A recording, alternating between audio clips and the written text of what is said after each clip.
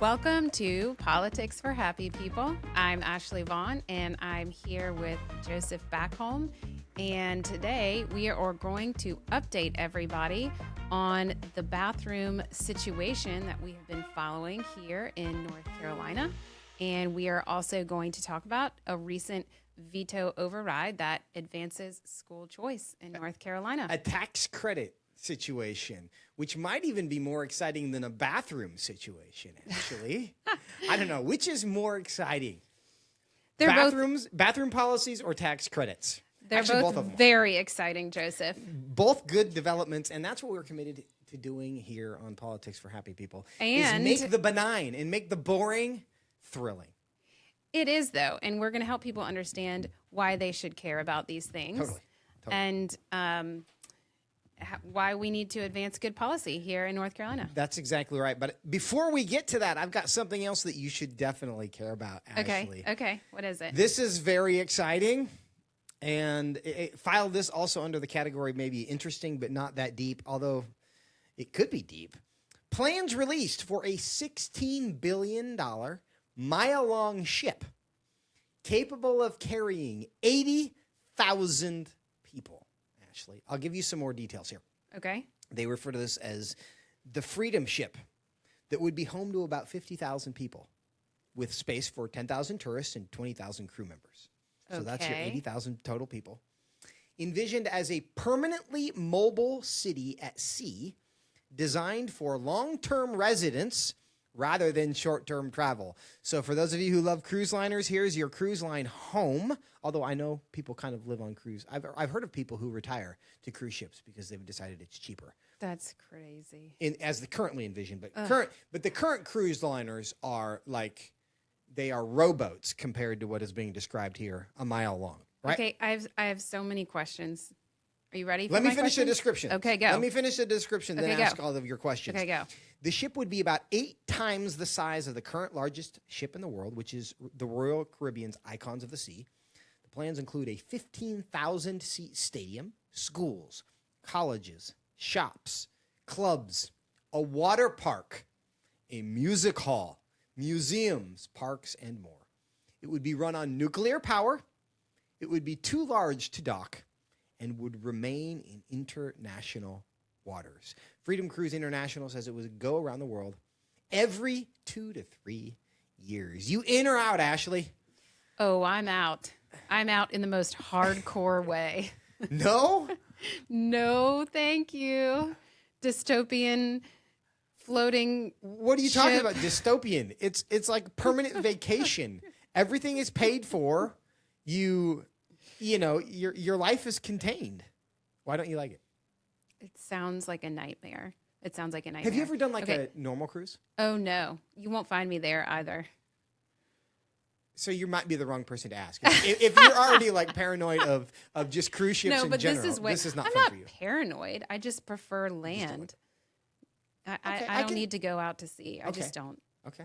I mean, I would if I had a compelling reason, but it doesn't sound fun. And kind of for the same reason. Like I don't want to be trapped with a bunch of strangers, you know? Well, they wouldn't be strangers, Ashley. If This you- is your floating town. They're your friends and your neighbors. Okay, You could do a so- church plant on what's it called? The Freedom Ship. We need You some could plan- evangelicals to be 100%. It's just a mission field, and they can't get away from you. Yeah, Right? They cannot get away from you. Oh my gosh. How long okay, until it so goes- who's in charge? What are the laws? Who governs this little Marine dystopian law is actually community? interesting. Okay. Because that's a whole thing. I knew you would know about that. Well, the only reason I know about this actually is because when I was in law school, there was a guy who was about 20 years older than me who became a really good friend, and he ran a fishing boat or a series of them in Alaska until he nearly died for the 3rd time, and his wife said, "You're done fishing in Alaska." And so he did, and then he actually had to go finish his undergrad at like 42 before he could go to law school, and he was going to go do marine law because he had been in fishing his whole life, which is apropos of very little, except for the fact that it's relevant to this conversation, because when you are in international waters, the laws that apply are the laws of the flag that you fly as the Okay. Freedom Ship. So you see them all running around. They have a flagpole, and there's some, whether it's Liberia Okay. or Cote d'Ivoire or the United States or Canada, whatever flag you're flying, that's the law that applies on the ship. Okay, so that leads to my second question, which I already had in my mind, which is who is doing this? Who is what company or entity is Freedom building Cruise this International. Freedom that is ship? And Freedom so Cruise what? International, and they've called this the Freedom Ship. So I think the company is called Freedom Cruise International. Okay, so where is it based? What gotta flag say, are I they don't going to fly? It kind of sounds like some Americans, since it's called the Freedom Ship. It's a Florida corporation. Okay. Yeah, so it's Americans. Yeah. Okay, so the American just flag is looked going that to up. fly? Is that? Yeah, so this would mean, presumably, do you have to? I assume so. If it is a Florida corporation, obviously based in the United States, U.S. law would apply. So this would be a little America floating around, a mile long America, 50,000 people governed by the laws of America. How long until this goes Lord of the Flies, do you think? Oh, Ash? it Because what they absolutely- didn't talk about was their judicial system Oh. on this little boat.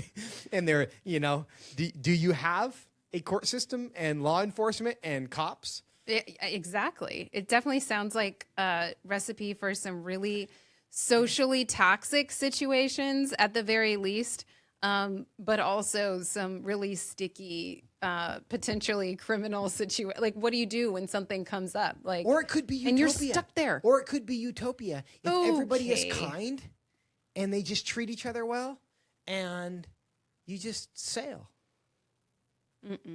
We know that I could see it going well, but I could see it going very badly. I don't know how you can see that going well, Joseph. That's kind of against our worldview. We understand that Look, this people is live in going to community. devolve. You don't have to. I mean, there's nothing immoral about living in small floating communities. Yeah. I mean, that's how we. I mean, if everybody is, It's too insular. It will never work. It's too insular. it will never work as like a social experiment. You mean? It's Yeah, just too yeah. small. Socially, that's going to be the biggest You think- problem. you It's think there would be socially a ton of toxic. conflict? Yeah. Oh yeah. Yeah, that's the problem with this. I mean, I can't say I disagree with that. The thing like this that I really have an emotional, negative reaction to is colonizing Mars. And I don't know, Elon's all about sending people to Mars as soon as possible. And for the life of me, I would rather live on this ship in the ocean because, of course, you can leave. You're not actually a prisoner there, right? Yeah, this but is just a home that yeah. floats and it moves around. But 100%, there are going to be ways for people to get on and off. Yeah, I feel like I would just feel trapped. I would agree. feel very I don't know if this is my claustrophobic. ideal environment, but I don't entirely hate it. I mean, there's Oh, I hate it. the other thing about me. I've never been on a cruise ship either, but because my wife will not go on a cruise ship because She's with me.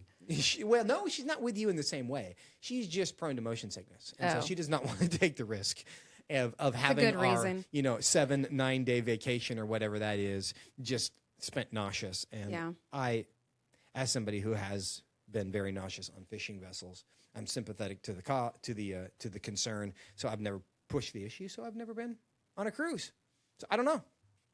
But So you're just up for an adventure. That's why you like the idea. I mean, I don't know. I mean, It I like the idea that you could get off, right? You're moving and you're always in a different place. And so Yeah. invariably you could just take some, you're somewhere and then you just take a little couple day trips and go to Morocco and then jump back on your helicopter and go get back on your home, which See, is that's floating why around. you like it, And because you then like a to couple go days on your later, little adventures. Then That's you why jump you like off it. and you go to South Africa and you explore South Africa for a while and then you go back to your floating condo. So, man. I mean, maybe I would hate it. But there's a lot about this that, I mean, the way that community would operate and function when it is that insular and that small, and who gets attracted to that, and does that make them more likely to live well in community or less likely to live well in community? Because again, we're total depravity people. Everybody there is going to be a sinner, which means there's going to be all sorts of opportunities for conflict. How bad does it get, and who's the cops? Count me out. Well, anyway, that's we will continue to track Freedom Ship and let you know when there are spaces available, and you can buy your second home there. So, Title IX, back to not the ocean here in North Carolina. A new Title IX investigation into Cabarrus County. Ashley, what's happening? That's right. So this is the U.S. Department of Education opening an investigation into Cabarrus County, North Carolina, looking into complaints that were filed by students there, female students who have experienced their safety and their privacy being violated in the public schools there because males are being allowed to access the female restrooms and locker rooms. I think we have a summary of this. Why don't we let that play that? I think Yes. it's good background, and then we can talk about it. Yes. Let's give that a play. Eli, you got it? We good to go? Okay, hit it. Tonight, we're hearing from students whose concerns helped bring national attention to Cabarrus County Schools. A federal investigation is underway now after complaints about transgender students accessing bathrooms and even locker rooms. The U.S. Department of Education's Office for Civil Rights has launched a Title IX investigation into the district, examining whether school policies are impacting the privacy and safety of female students. Tradisha Woodard spoke with some of the voices behind this growing debate. I'm here on behalf of one of my bestest friends. Speaking out. I am afraid this is going to happen to me. A nonprofit, NC Values, giving Cabarrus County students a platform. My name was posted all over the bathroom walls. But for some, that comes at a cost. I have been called a in the hallways. It's why I'm concealing the identity of a young girl who shared her story exclusively with WCNC Charlotte. She says it all started in the bathroom. I was washing my hands in the restroom, and then I look over and I see a man there. I see a boy there. I tried to keep my distance from the bathroom. I would hold my urine. Stories like hers now getting federal attention. The Department of Education has launched a Title IX investigation into Cabarrus County schools following complaints about transgender students' access to bathrooms and locker rooms. Special thanks to WCNC Charlotte for covering that story, Ashley. And I think it's encouraging to see that this issue, which a lot of us might feel like is really old, continues to persist in a lot of places around the country. And to me, what's notable about that is the fact that you have a combination of an administration that is actually concerned about reality when it comes to biology and in organizing ourselves. You mean the Trump administration? The Trump administration, yes, the Trump administration, and they have been clear that Title IX exists to protect actual women, not men who think that they are women, and they intend to enforce the law that way. And then you have some really courageous young ladies in high school in Cabarrus County who have had the courage to highlight the fact that their school district is not operating this way, and they are now partnering, essentially, not functionally, not really partnering, but they have brought this attention to light, and the Trump administration is doing something about it. That's right. And, you say that they're courageous, and they really are. And you heard one student in that story saying that, she has been called names. She has received threats. She's received bullying. We have talked to some of these girls that we're in touch with there in Cabarrus County, and they really do face backlash for standing up for themselves, for their friends, for their fellow female students there, and it should not be this way. These girls should not be put in this position to have to stand up and say, "Hey, this isn't right. I want to have my safety and privacy at school." They should not be left to fight for themselves. And it's really unfortunate that this is the situation that we're in, because now they are facing backlash. Not only do they have to stand up for themselves, but they are facing backlash for doing it. Not only are they right in a moral sense, they are also right in a legal sense. And the reason that the Title IX investigation matters is because the Trump administration has said we are not going to give federal funds to school districts that will not comply with reality on these issues. And so the incentive for school districts, including Cabarrus County, is to have the money that they would get for education from the federal government, and that really becomes at risk once this investigation is happening. It actually does really that's become real leverage. Yeah, well, it is. And we've seen the federal government do a similar thing in Loudoun County, Virginia. They have an open investigation there. I believe it's actually multiple. And they have said that they've designated Loudoun County as a high-risk entity and placed them on a reimbursement status for all department funds, which is over $50 million. And so they're actually saying, hey, you're on notice. You are not, we want taxpayer dollars to be spent in a consistent manner with federal law, and you are not doing so, and your funds are at risk. And, the same thing could happen in North Carolina here. We could be put on this reimbursement status because the schools are not following federal law.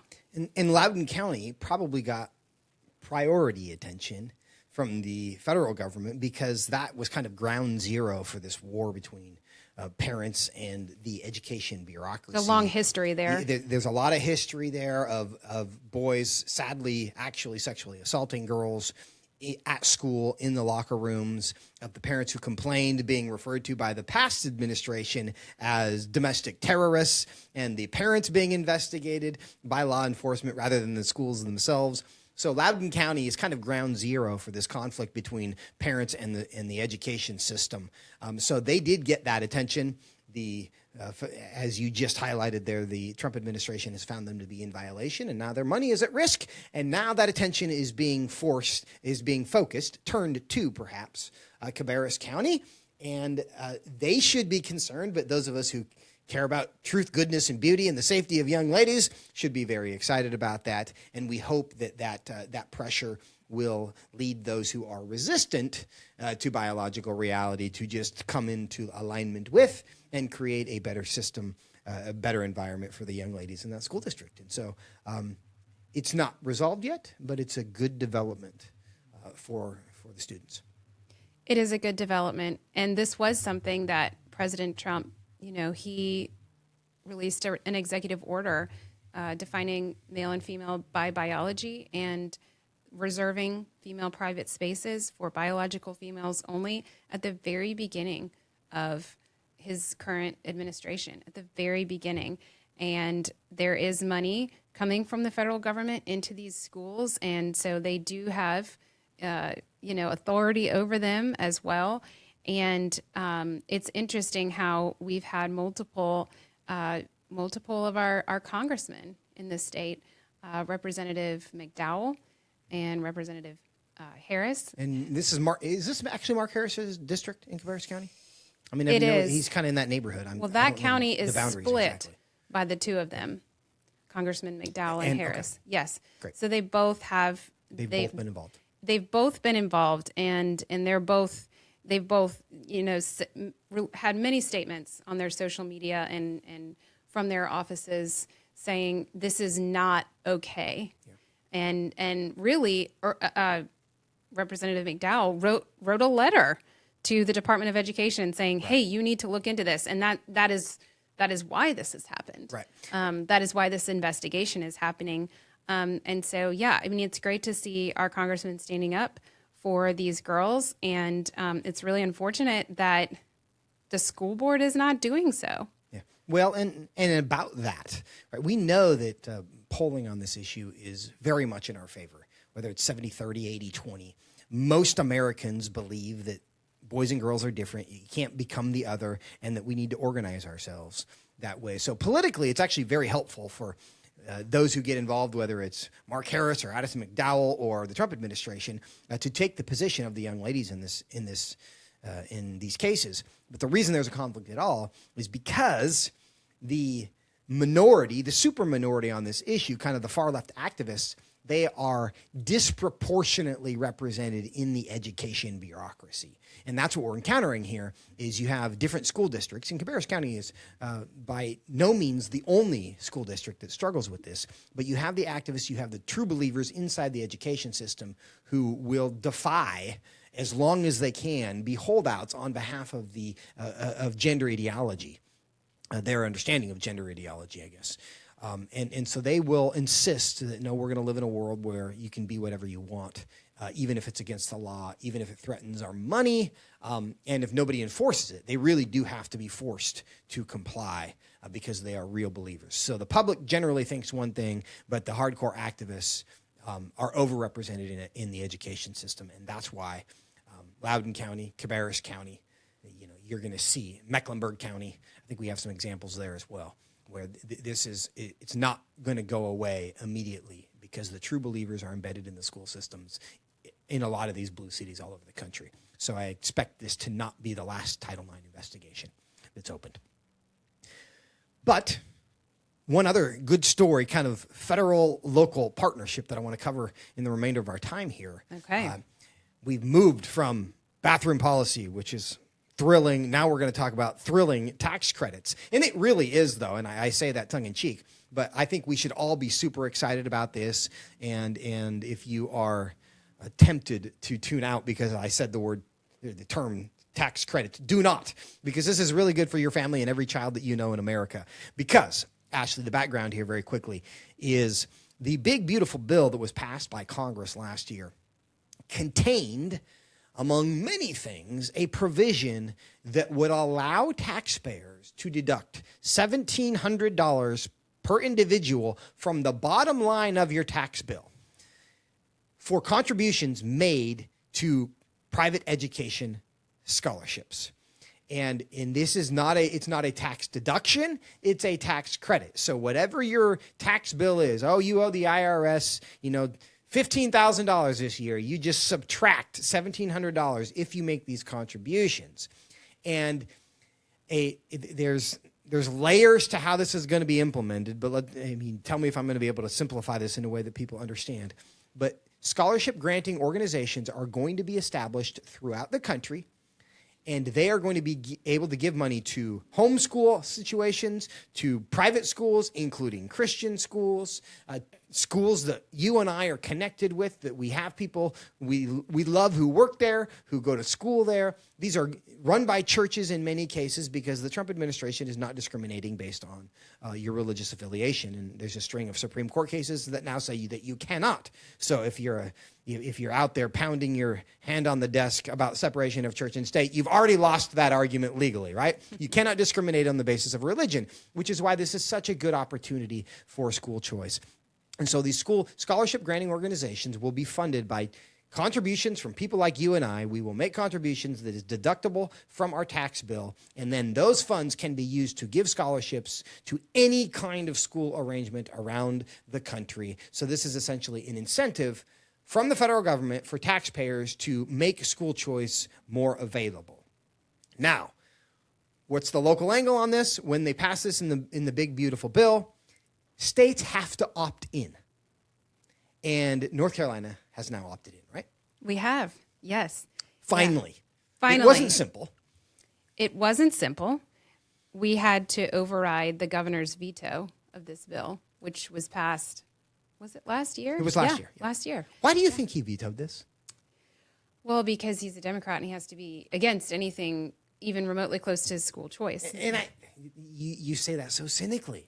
I expect better from you, Ashley. You're usually the nice one around here. But no, I agree. I agree entirely. I mean, that's the sad thing about it is somehow the left has been reflexively opposed to school choice. Yeah. Yeah, absolutely. And I think that's because of it threatens teachers. But the money is going to go to all the other states that opt in. This money can even go to public schools. Right? It's just making education funds generally available. And scholarship granting organizations can give this money to public schools if they want to. I'm not sure I realized that detail. Yeah. Okay. Yeah. I knew it could go to charter schools. So that's interesting. Yeah. So it's great. just more money for education. More money which for we would all education. think is good. You but- pay less taxes to the government. Instead, that money goes to schools. But let's understand why the left doesn't like school choice and why they don't like scholarship programs like this. It's because when there is competition, when all schools, private schools, Christian schools, charter schools, public schools, compete on a level playing field, when people don't have an economic reason to go to one school over all of the others, that threatens the employment security of the adults inside the government system. Now, we love teachers. Most of them are trying to do really good things. They're not bad people in many cases. This is not anti-teachers. But the reality is the system has been set up in such a way that the priority is the security of the employment of the teachers rather than the quality of the education. And the reason why the left politically has been protective of that is because they make money from that arrangement politically.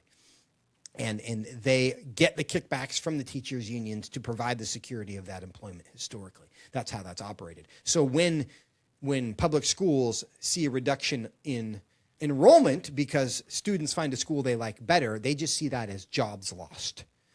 And that is, in a market world, that's real. If one entity delivers a lower quality product than another entity and the customers go to the entity that they like the product better, that means the lower quality entity will employ fewer people, which is true. And to me, that's fine. If they're good teachers, they're going to find employment teaching maybe someplace else. But the system has long prioritized the employment. And that's really why they oppose school choice, because they see that as a threat to employees, even if it means better education for children. Or just different. I think it makes sense that the same type of education isn't going to be right for every single family. For sure, especially now. Yeah, exactly. When we are at a place where, we do have really big differences between groups about basic questions. Going back to the transgender issue, that's a huge difference. That's two very incompatible views on that, and other topics like race and how do we look at American history and all sorts of questions. And it is right to give families more options than just this one size fits all government education situation. And the sad reality is, in North Carolina, we aren't performing. The children aren't up to the standards that they should be. And people argue about why that is. Some people say the teachers aren't paid enough, and that's why. And some people say, well, why would we pay them more when they're not doing a good job educating the children? But the reality is, just on a very basic level, I absolutely do believe we should have policies that make it easier and affordable for families to choose the educational situation that works best for them. And that's part of what this bill that was passed in Congress does, that North Carolina has now opted into over the objection of the governor, but that's kind of the way it operates around here these days, is the governor objects and the legislature says we want to do it anyway, and so we do. And that's we're now kind of in the 6th year of that arrangement recently. So I think it's great news, but for those of us who are living in North Carolina, what we just need to know that this is not going to kick off until 2027. And so contributions made in the 2027 will then be deductible on your tax bill in 2028. And so it's a little ways from being implemented, but the reality is this is going to galvanize a lot of money to further make choice available to families who otherwise are prevented from choice for economic reasons. And for those of us who are all about the equality of economic opportunity, how could we object? Yet we do for the reasons we just discussed. But yes, choice is good. Free markets are good in education and in hamburgers and taco stands and everything. We don't want bad taco stands because they're bad tacos. So they should go out of business. Just like we don't want bad schools because bad schools are bad schools. So we want people to know that they can take advantage of this tax deduction. So stay tuned. And we also want people to know that they can apply for these scholarships. That's two different things. Right. Even if you don't have kids, you can make school choice possible. But for those who might feel like, hey, I don't have options because I can't afford options, that's becoming less of an excuse. I mean, of course, in North Carolina, already have the Opportunity Scholarship that the legislature passed 3-4 years ago that is now in effect, and lots of families are taking advantage of. And this is just an additional way to make school choice possible. One other thought on this is, because we've mentioned that you have to opt in. The opt-in, non-opt-in states, right, are going to further harden the lines between life in blue states and red states, Ashley. I think that's one of the things that we're going to realize here is as that divide continues to grow, the red states are going to have ubiquitous, maybe even universal school choice. And in the blue states, you're going to have one option, and it's going to be the one down the street that the government superintends and manages, and the government worldview is going to prevail there. And if that's where you live, that's your choice. And increasingly, I think parents are going to say, hey, actually, we want the choice. And for the sake of our children, we're going to go to a place where we have it. I think that's going to be one of the long-term effects of this just across the country, because the blue states are not going to opt into this. It's just crazy because that's less money for education in your state. Your state, the blue states are going to have less money for education than the red states. Yes, that's a lot of money. $1,700. Control the education, and the real fear is that there's education happening that we do not control. That's the fear in So blue you don't states. want the money. They would rather have the control. Correct. Okay. 100%. Okay. Yeah. If they can control the system with less money, they will, rather than having a great system with more resources that they don't control. Makes Control sense. will win that for sure, every time. They're for education. That's right. Okay. That's right. But their kind of education. They're not for your kind of education. Right. Let it be known. Let the record show. Yes. So that's great news. In the months to come, we will for sure let people know as those scholarship granting organizations are formed that can support great Christian education for your kids or children that you know and love, and how you can help make that possible. We'll do that. So this was a good week in It North is a good week. Carolina. Yeah. These are two it's a good week. issues that NC Values has worked on historically, protecting women in private spaces. And Ashley, on that point, I just want to give you a shout out as our communications director. I think that's your title, right? It is, yes.